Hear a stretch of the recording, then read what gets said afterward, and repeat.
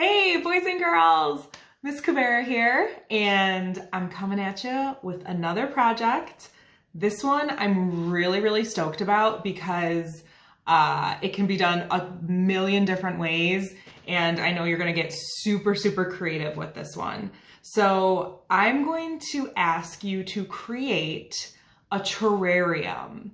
So a terrarium is typically a small glass jar or container, a little vessel that contains a small, it could be a little habitat or just simply a little bit of dirt and a plant that you can sit on your table or a dresser or something like that. And it basically just encloses this little plant. That's typically what a terrarium is. What I'm going to ask you to do is create like a magical, mythical terrarium of your happy place. So I want you to think of a place, it can be real, it can be imaginary, that you just light up when you think about it. When you close your eyes, where is the place that you want to go the most in the world?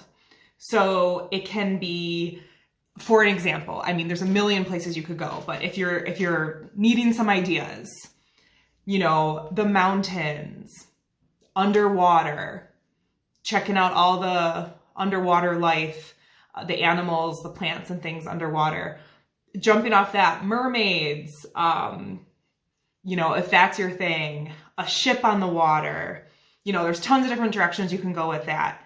Outer space, the stars, planets, a forest, all the little animals that live in a forest. You can go any direction you want. There's absolutely no right or wrong, and that's what's so cool about it. So I'm going to give you an example of mine, but I know yours won't look anything like mine, and that's the point. But just to give you an example, I drew a terrarium of a little forest. So the way I drew my terrarium is I did this big curved line, almost like the lid went on top of this base. And I wrote my happy place on the base. And then I made just a little magical forest. So I have a little fox and a rabbit who's going to get some little carrots, some mushrooms and dragonflies. And I just filled the whole thing with that theme.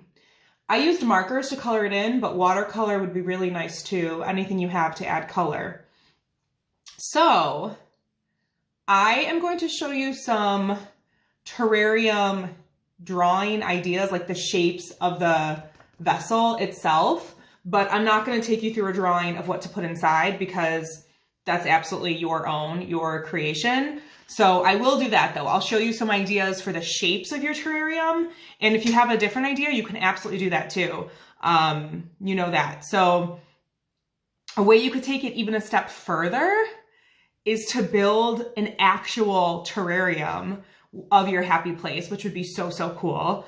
So if you had something like a salsa jar, when the salsa is empty, if you wash it out and take the wrapper off on the outside, then now you have a really clean, nice glass jar that has a lid on the bottom. You can fill it with either pictures you draw or, you know, little twigs and grass from outside.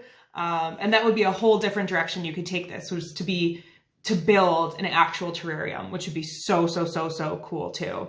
So I'm going to show you a couple ways that you can draw the shape, but like I said, if you want to take it a different direction, I'm super on board with that too. All right, so I have my terrarium here for you to look at a little bit closer. And on this paper, I'm going to draw some inspiration for your jar shapes. I'm going to be drawing them small so I can fit a couple on one paper, but when you see a jar that you like and you want to draw it, make sure you take up the whole space of the paper because you want it nice and big. And again, these are only suggestions. If you want to Google terrariums and look up different jar shapes, please do that because there's so many out there. So the first one I'm gonna do, I'll just do this one here since this is the one we have in front of us. This one is really easy. It's just gonna be like a rainbow or an upside down U shape, nice and big. And then I'm gonna draw a base. So I just did a rectangle.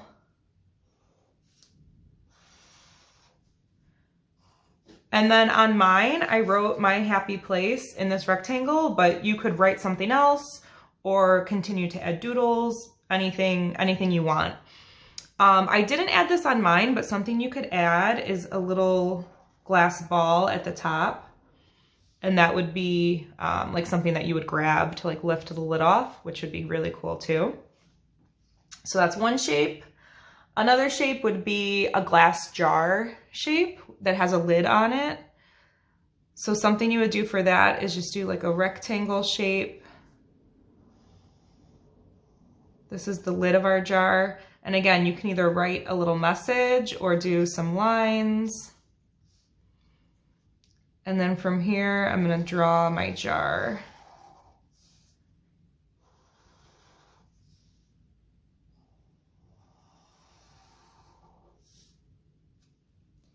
And if you want, you could add little highlight lines. That adds to it so we know it's supposed to be clear. The other thing with terrariums is they don't have to be sealed. They can be open, and that's a really cool direction to take it to. So something you could do for like an open terrarium would be, I'm gonna start with an oval, kind of slanted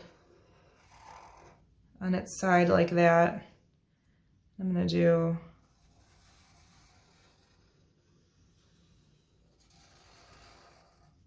something like that. You could have stuff growing out of here or, you know, flying out, something like that would be really neat.